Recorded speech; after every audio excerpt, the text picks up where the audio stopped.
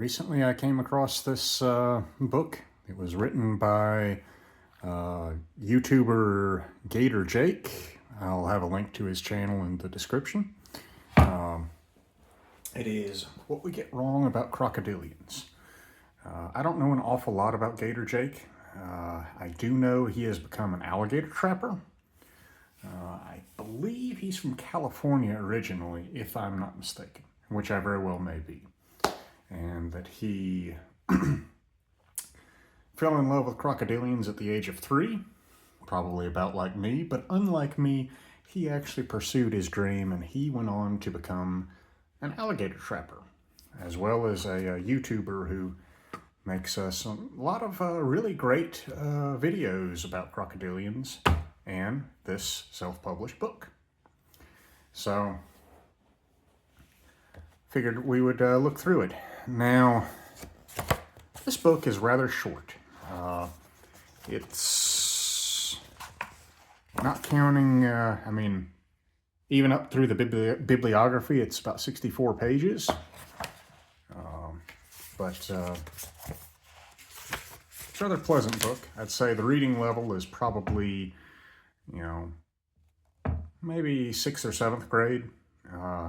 It's not written really as a children's book, but it's certainly, it's a book an adult can enjoy, but it's not beyond the grasp of literate children.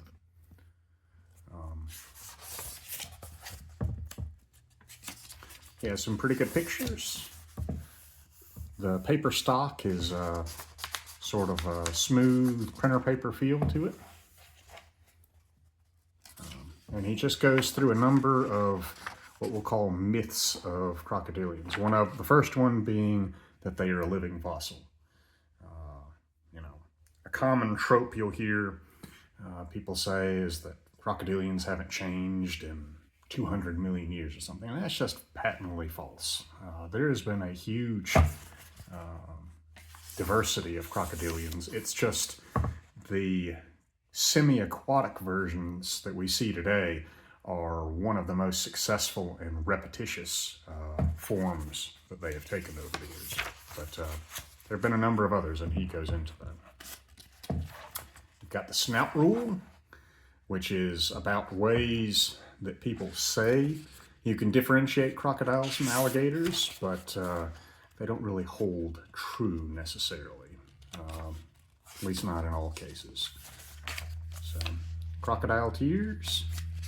And some of these myths I knew were myths, but he actually goes into the origins of the myths, which is kind of cool. The crocodile tears, I knew that wasn't true. I knew they didn't actually cry to lure in prey or to mourn their prey or anything like that. That's just silly. But apparently there is actually some grains of truth in that, which he goes into. Lots of Gator Jake's YouTube channel. He has a number of videos on enormous crocodilians. I'm not talking fantastically large. I'm talking, 20 plus foot. Because if you look at the literature, like Guinness Book of World Records, etc., you will oftentimes find mention of 20 plus foot crocodiles. And it makes it sound almost like they're sort of common, but in actuality, they are vanishingly rare. Only one crocodilian that has ever been captured alive has measured up to 20 feet, and that was Lolong, who came from the Philippines, I believe. A tremendous saltwater crocodile. And there's Lolong there. He didn't live an awful long life in captivity, but they, after his death, they did mount his skin and his skeleton.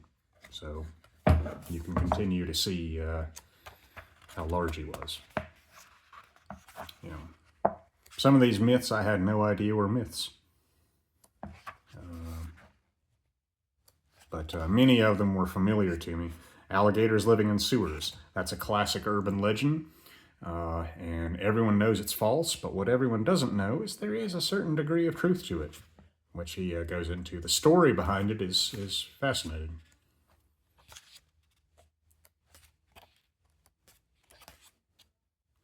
And I'm not trying to give away his whole book. You know, I'm just wanting to flip through and show you kind of how it goes.